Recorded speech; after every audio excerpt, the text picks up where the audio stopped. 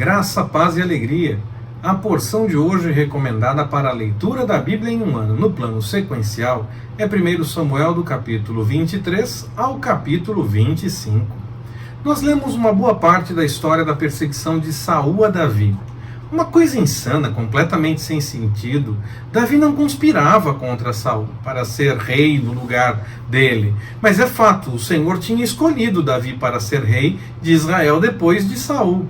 Logo as pessoas notavam isso, é claro, tinha aquela coisa de observar as vitórias que Davi tinha, então já reconheciam esse poder em Davi, e talvez ainda com uma lembrança do tempo dos juízes, em que uma vitória em batalha era a confirmação de que o Senhor estava dando a direção para aquela pessoa ser líder em Israel. Então talvez aí tenha havido também um pouco disso. E aí o povo começava a falar muita coisa a respeito de Davi, e Saul fica incomodado com aquilo, nós vimos isso já em passagens anteriores. Talvez até mesmo houvesse profecias, comentários e mais alguma coisa além disso que o texto não nos revela. Eu até penso nessa possibilidade por conta do que Abigail chega a falar com Davi. Ela deixa claro que Davi era servo do Senhor e tinha promessas da parte do Senhor. Então havia mais do que aquilo que nós temos no texto sendo revelado. Havia mais coisas que eram faladas. É o que eu consigo entender dessa situação toda.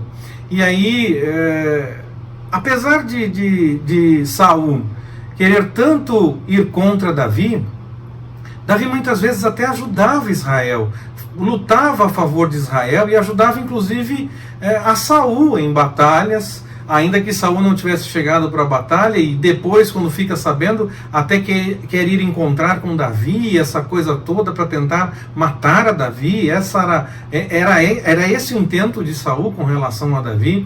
E aí até mesmo aqueles que Davi ajudava poderiam entregar Davi para Saul, porque ele era o rei.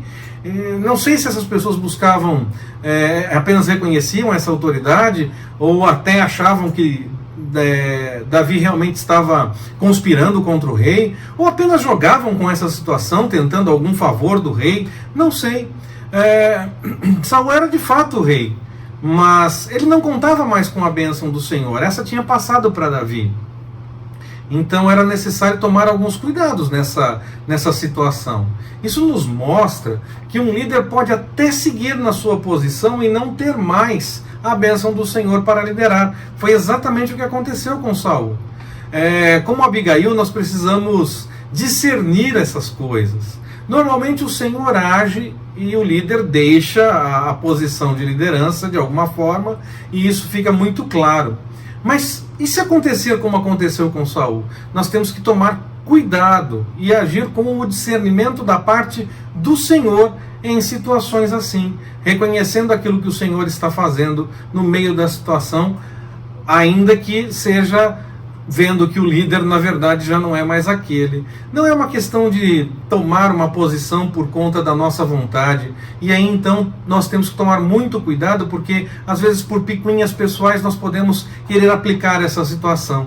Não é assim todas as vezes. O Senhor é quem revela de fato essa questão. Não é por conta da nossa vontade ou das nossas picuinhas ou das nossas interpretações que nós podemos concluir isso. Nós precisamos de discernimento do alto para entender essa situação.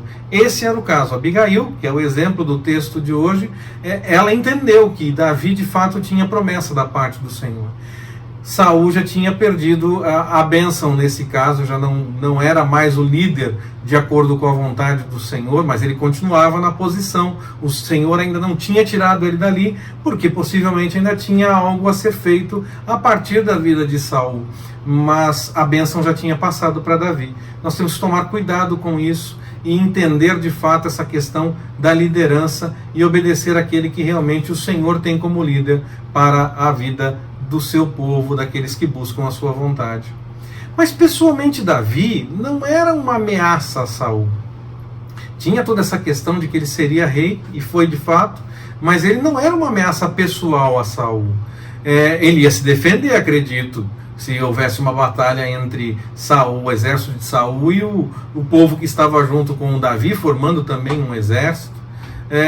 Davi podia até ter matado Saul, e mesmo assim, o simples fato de cortar um pedacinho do pano da roupa do rei já fez com que ele se sentisse mal. Ele usou que ele teve a chance de matar e apenas cortou um pedacinho do pano para mostrar ao rei que ele não era uma ameaça. Ele argumentou a respeito disso.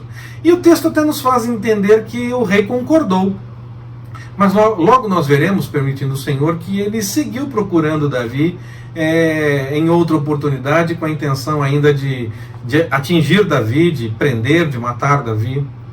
Então, nós veremos que Saul, apesar de num primeiro momento até concordar, ainda mantém aquele seu pensamento, ele volta atrás, não sei, e o texto não deixa claro o que de fato aconteceu, só que nós vamos ver na sequência que logo depois ele já está de novo recebendo informações de onde está Davi e já começa a ir atrás de Davi mais uma vez. Nabal, nesse texto que nós lemos hoje, ele poderia ter sido apenas gentil, mesmo hospitaleiro. Nós já comentamos em outras passagens sobre essa realidade, até mesmo de hospitalidade com relação a estranhos. Ainda mais para com a pessoas que estavam ali por perto e que estavam até mesmo ajudando. E ele não deu atenção nesse caso. Ele não foi gentil, não foi agradável com aqueles que estavam ali por perto. O texto só nos diz que ele fez isso por conta da sua forma de agir mesmo, o jeito que ele mesmo agia diante das situações. Não diz nada sobre ele reconhecer ou não a autoridade de Davi. Aliás, não, até a autoridade de Davi ele questiona, porque quem é o filho de Jessé, ele questiona sim alguma coisa da autoridade de Davi, talvez já estivesse questionando, como naquele caso de Gideão mesmo, se ele realmente tinha autoridade para fazer, se já tinha feito, o que queria fazer, quem é você, o que você está fazendo aqui. Não, mas o texto não diz que ele estava fazendo isso por ser fiel a Saul. Ele faz isso por conta da sua forma mesmo de agir, da forma como ele mesmo se comportava. E era uma questão sim de não reconhecer então a liderança, e Davi ia agir contra isso, se não fosse Abigail, que nós já comentamos. Que sejamos gentis com as pessoas, choremos com os que choram, nos alegremos com os que se alegram, façamos o que estiver ao nosso alcance para ajudar o nosso próximo, mesmo que seja uma simples oração, como se isso fosse pouco, não é mesmo? Mas um abraço, um carinho, dar o ombro ou ouvido para quem precisa desabafar, isso faz parte sim da hospitalidade cristã. Nós precisamos tomar cuidado para que o mundo e as defesas sociais, quaisquer que sejam, não nos tirem isso e nos façam ir numa outra direção, agindo de forma diferente, nos façam argumentar de forma diferente à forma como nos revela a palavra do Senhor, porque parece que está certo ou faz sentido. O certo é a palavra do Senhor, é a vontade do Senhor, é irmos por esse caminho. O nosso compromisso é com o Senhor. E nós damos testemunho, ou não, disso em cada ação nossa. Que o Senhor nos abençoe. Forte abraço, até mais, permitindo o Senhor.